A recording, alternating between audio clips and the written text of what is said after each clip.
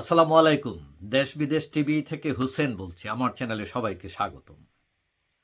বাংলাদেশ এমন এক দেশ, মানে এটাকে বলা হয় অসম্ভব সম্ভবের দেশ।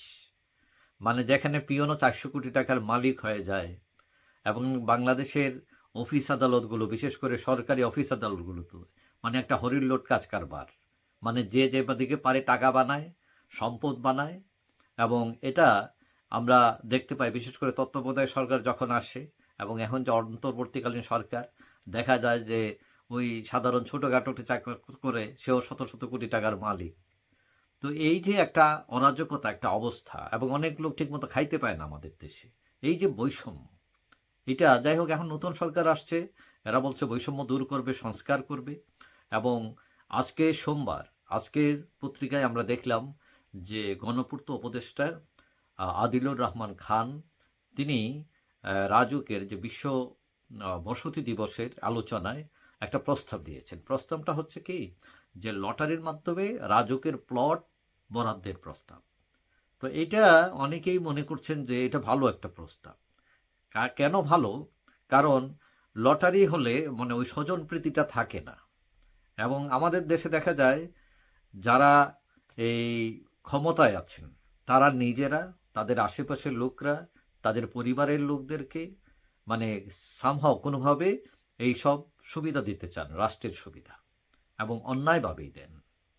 এবং আদিলুর রহমান শুধু লটারির মাধ্যমে রাজুকের প্লট সেটা বলেননি, তিনি বলছেন যে এই উন্নয়ন কাজে তরুণদের সম্পৃক্ত করতে এবং এই নগর উন্নয়নে মানে শিশুদের যাতে খেলাধুলার ব্যবস্থা থাকে, পার্কের ব্যবস্থা থাকে এবং অনেক গাছপালা লাগানো হয়, এগুলোর উপর গুরুত্ব আরোপ করেছেন এবং তরুণদের সম্পৃক্ত করতে বলেছেন। এখন এই সরকারে তরুণরা আছে, এটা আশার ব্যাপার যে তরুণরা অনেক কিছু পাল্টে দিতে পারে, তাদের চিন্তাভাবনা অনেক অন্যরকম হয়।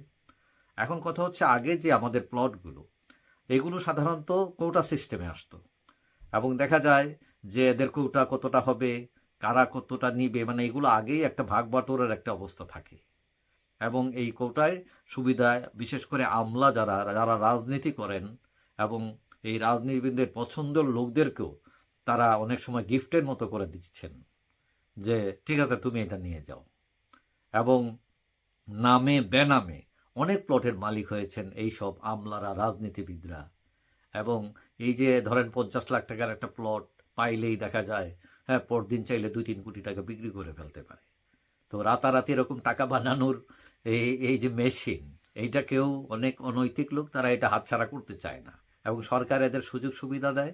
এবং বিশেষ করে আমরা অভিযোগ আছে যে গত সরকার ছিল, এরা ওই যে প্লট, বাড়ি, হ্যাঁ, গাড়ি, বিভিন্ন কিছু দিয়ে সরকারের বিভিন্ন, বিশেষ করে পুলিশ, সেনাবাহিনী এবং আমলাদেরকে তারা খুশি করে রাখত, মানে হাতে রাখত।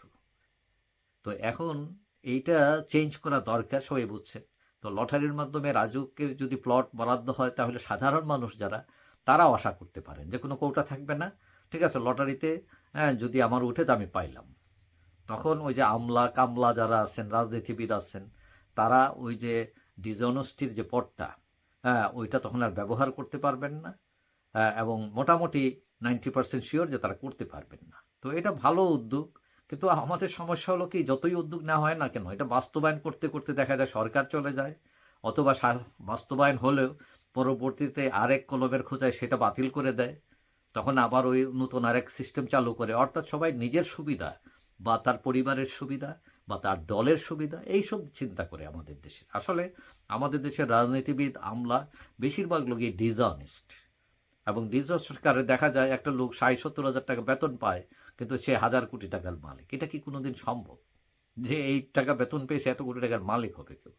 শুধু আমলা কামলা না, যারা ব্যবসায়ী আছে এরাও বিভিন্ন ধরনের অনৈতিক কাজ করে এবং যোগসাযোগে করে। এবং এটা আসলে তারা নিজেরা অনেক পয়সা বানায়, কিন্তু লোজার হয় সাধারণ মানুষ, তারা কিছুই পায় না।